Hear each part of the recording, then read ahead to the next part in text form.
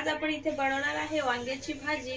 तर इथे मी वांगे कट करून घेतले आहे आणि पाण्यामध्ये टाकले आहेत। तर चला आपण रेसिपी कशी बनवायची ते पुढे पाहूया आणि रेसिपी स्टार्ट करूया। सर्वात आधी इथे मी अर्धा किलो वांगी स्वच्छ धुवून घेतली आहे आणि ते एका बाउलमध्ये कट करून टाकली आहे। त्यामध्ये पाणी सुद्धा टाकले आहे जेणेकरून आपल्या वांग्याचा रंग हा काळसर होणार नाही। त्याचबरोबर इथे मी कढईमध्ये तेल गरम करायला घेतला आहे लहान 2 चमचा आणि आता जी वांगी आपण घेतलेली ते वांगी त्यांचं पाणी व्यवस्थित निथळून घेतलेलं हे वांगी आता आपल्याला या तेलामध्ये ॲड करायची आहे। आणि तेल जास्त गरम नसलं पाहिजे कारण की आपली ही वांग्याला थोडंसं ओलसरपणा असतो त्यामुळे तळतळ तेलाचा आवाज सुद्धा येऊ शकतो। आता त्यामध्ये अर्धा चमचा हळद घालायची आहे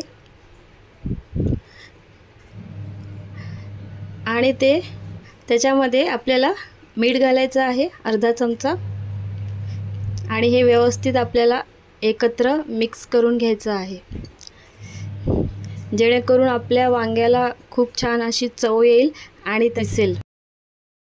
पहा आता अशा प्रकारे आपण हे व्यवस्थित मिक्स करून घेतला आहे।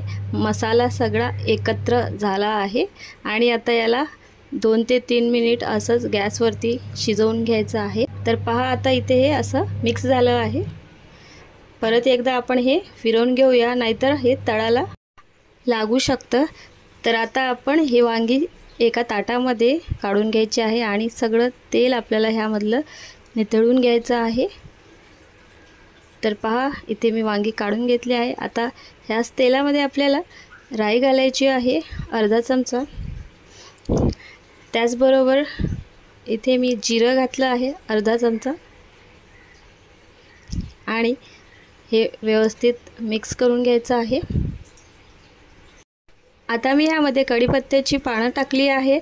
त्याचबरोबर आता इथे मी एक कांदा बारीक चिरून घेतला आहे तो सुद्धा आपल्याला ह्यामध्ये ॲड करायचा आहे आणि व्यवस्थित गोल्डन कलर येईपर्यंत ते आपल्याला फिरवून घ्यायचं आहे।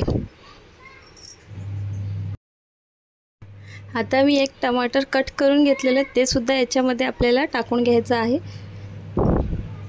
आता यामध्ये थोडीशी हिंग घालायची आहे जेणेकरून आपल्या भाजीला चांगली चव येईल। त्यानंतर ह्यावरती आपल्याला झाकण ठेवायचं आहे 2 ते 3 मिनिट हे आपल्याला शिजवून घ्यायचं आहे। तर आता आपल्याला हे व्यवस्थित मिक्स करून घ्यायचं आहे आणि त्यामध्ये मी आता इथे 1 चमचा चटणी ॲड करते आहे। त्याचबरोबर अर्धा चमचा हळद घातली आहे आणि 1 चमचा धनिया पावडर घातला आहे आणि अर्धा चमचा मीठ घातला आहे। मीठ तुमच्या चवीनुसार तुम्ही कमी किंवा जास्त करू शकता।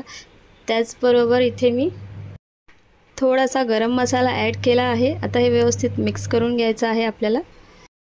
आता ह्यामध्ये कट केलेली कोथिंबीर टाकून घ्यायची आहे आणि हे व्यवस्थित पुन्हा एकदा मिक्स करून घ्यायचं आहे। त्याचबरोबर आता मी ही वांगी ह्याच्यामध्ये टाकून घेते आहे आणि ते सुद्धा हळूहळू व्यवस्थित इथे मिक्स करून घेते आहे। तर पहा आता हे व्यवस्थित मिक्स झालं आहे। ह्यामध्ये आपल्याला पाणी घालायचं आहे। तर इथे मी अर्धा ग्लास पाणी घालते आहे जेणेकरून वांगे पटकन शिजतील। परत याला फिरवून घ्यायचं आहे आपल्याला मिक्स करून घ्यायचं आहे। आता कढईवरती आपल्याला झाकण ठेवायचं आहे आणि 5 ते 6 मिनिट शिजू द्यायचं आहे। तर बघा आता वांगी शिजली आहे।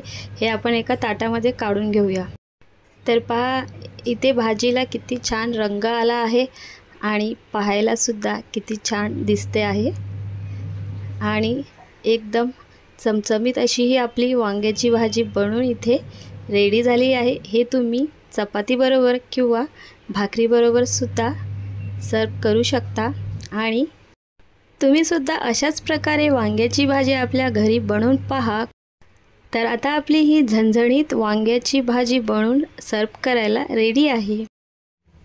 तर कशी वाटली तुम्हाला आजची ही रेसिपी? जर का तुम्हाला ही रेसिपी आवडली असेल तर आपल्या चॅनलला रुपालीज किचन अँड ब्लॉगला सबस्क्राइब करायला विसरू नका। त्याचबरोबर बेल आयकॉनचे बटन सुद्धा क्लिक करा आणि आपल्या फ्रेंड्ससोबत शेअर करायला विसरू नका। चला तर मग पुन्हा भेटूया अशाच एका नवीन व्हिडिओमध्ये। Bye bye.